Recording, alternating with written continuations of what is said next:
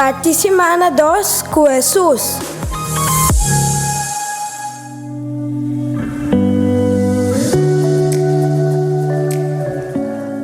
Nossa parte semana e nós está reflexionando riba Lucas capítulo 6, versículo 20 até 26.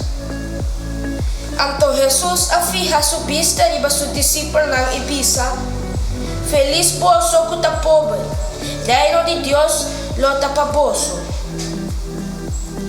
Feliz poso que tem hambar agora aqui, boso barrica lo te llena. Feliz poso que te llora agora aqui, boso lo hari. Feliz poso ta ora gente odia boso. Rechaza boso, zunda e papia malo de boso. Pa motivo de ayuda de gente.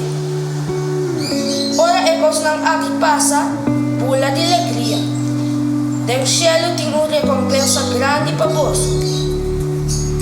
Nota assim na mês ng antepasado ng atleta profeta não.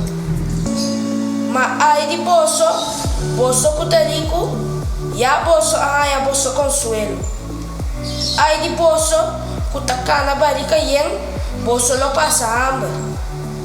Ay di boso agora aqui, tahari, boso lo tenerau e ora.